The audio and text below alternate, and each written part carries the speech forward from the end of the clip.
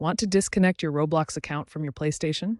It's easier than ever with the Roblox mobile app's Quick Account Disconnect feature, released in July 2025, version 2.650. Unlinking severs the connection between your Roblox profile and PlayStation Network account, preventing shared data like game progress or purchases. This is useful for security if you suspect unauthorized access or for managing multiple accounts. To unlink, simply log into the Roblox app, go to Settings, Account, Connected Accounts, and select Disconnect for the PSN account. The app now uses biometric verification for added security. This method is preferred for its speed and convenience compared to manual sign-out on the console. The trend of mobile-centric account management is growing rapidly in gaming.